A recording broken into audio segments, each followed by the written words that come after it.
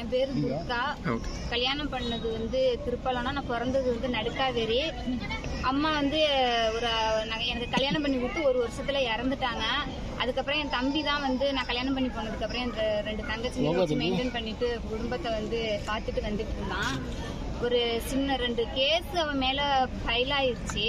ஒரு சின்ன சண்டைக்கு போய் அதை வந்து ஒரு காரணமா வச்சுக்கிட்டு அவன் ஃபெயில் போட்டு வந்து கோர்ட்ல ஆஜராகிக்கிட்டான். அதை வந்து ஒரு காரணமா வச்சுக்கிட்டு அவன் மேல எக்ஸ்ட்ரா வந்து ஒரு 4 வழக்க போட்டு பொய் வழக்கு போட்டு வச்சிருக்காங்க. இன்னைக்கு இப்ப போட்டது கூட பொய் வழக்கு தாங்க சார்.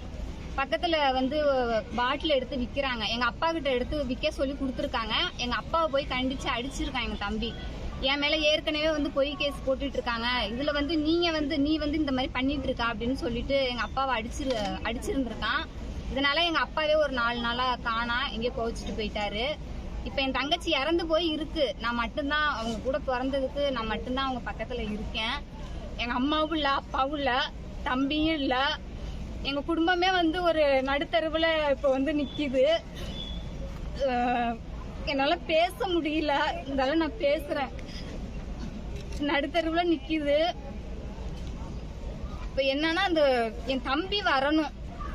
அந்த எங்க பாப்பா 2 பாப்பாவும் வந்து ஸ்டேஷன் உள்ளேயே வந்து பாய்சன் குடிச்சிட்டாங்க. இது மாதிரி பொய் வழக்கு போடுறாங்க, அரெஸ்ட் பண்ணி வச்சிருக்காங்க அப்படின்னு சொல்லி ஸ்டேஷன்லயே வந்து பாய்சன் குடிச்சாங்க. அந்த இடத்துல இருந்து 3 ஜீப்பு நின்னுச்சுங்க சார். 3 ஜீப்பு நின்னும் கூட அந்த மேடம் வந்து எங்களை கூட அனுப்பி இந்த ஜீப்பை யாராவது எடுத்துட்டு போங்க அப்படின்னு சொல்லி கூட ஒரு உயிரை காப்பாத்தி இருக்கலாம். உயிரை காப்பாத்துறதுக்கு தான் போலீஸ், உயிரை எடுக்கிறதுக்கு கிடையாது. இவங்க வந்து அவங்கள தூக்க கூட விடாம தரன்னு இழுத்து இது பண்ணாங்க. என் தங்கச்சிங்க வந்து இது மாதிரி விஷத்தை குடிச்சிட்டாங்க அப்படின்னு சொல்லியும் கூட இவங்க என்ன பண்ணாங்க, என்னையும் கூட கையை பிடிச்சி தரன்னு இழுத்துக்கிட்டு போய் உள்ள வச்சு, இல்ல ஒன்னே லாக்அப் பண்ணுவேன், ஒன்னே உள்ள வைப்பேன், ஓ மேர்லயும் கேஸ் போடுவேன் அப்படின்னு சொல்றாங்க.